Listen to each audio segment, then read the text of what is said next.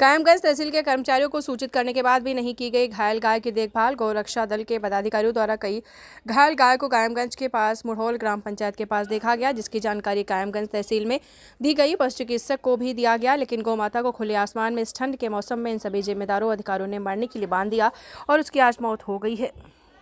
जिनको बहुत मुश्किल से कड़ी मेहनत के बाद गौसेवा टीम कायमगंज ने इनको पकड़ पाया, रेस्क्यू किया।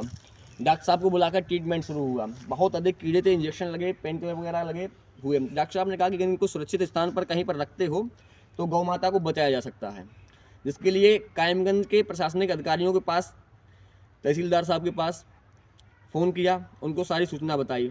उन्होंने लेखपाल साहब आदर्श सिंह को फ़ोन किया, उनका फ़ोन आया। ये मुढ़ौल ग्राम पंचायत है, रामनगर गांव में थी। ये मुढ़ौल प्रधान आए, उन्होंने देखा, बोले ये हमारे हद के में नहीं है, हमारे इससे मतलब नहीं है, और अगर हमको इसको नहीं सुरक्षित स्थान में पहुंचाएंगे तो मेरे कौन गोली मार देगा, कौन क्या करेगा, इस तरह की बात करके चले गए।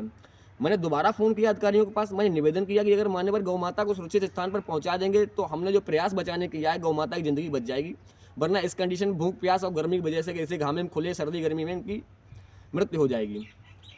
प्रशासन बराबर मुझको आश्वासन देता रहा, और देखिए किस प्रकार से आश्वासन देने के बाद विश्वासघात हुआ कि हमारी टीम ने कितनी मेहनत से गौ माता को बचाने का प्रयत्न किया। अपना घर परिवार भूख प्यास छोड़ के कल पूरे दिन की सेवा में लगे रहे और हमको आश्वासन दिया कि हमको सुरक्षित स्थान पे भेज रहे हैं, आप निश्चिंत होकर रहिए, आप जाइए। हमको तो सुरक्षित स्थान पे भेजने का आश्वासन दे दिया। उसके बाद देखो कितना सुरक्षित स्थान है, ये घूरा पड़ा हुआ है, ये गौ माता छोड़ गए हैं। ना यहाँ कुछ खाने के लिए उनको व्यवस्था की गई, ना कुछ उनको ओढ़ने की यहाँ पे छाया की व्यवस्था थी, ना उचित बैठने की थी।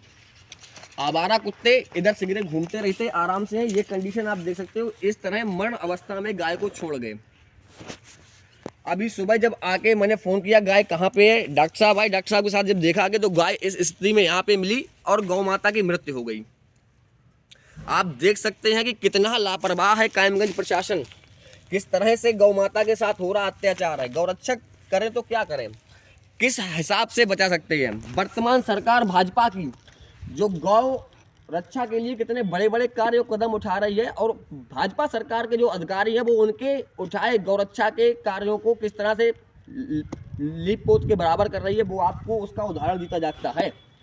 प्रतिदिन 2-4 गौवंश इसी वजह से मर जाते हैं। ट्रीटमेंट तो मिलता है लेकिन सुरक्षित स्थान पर ना रख सकें।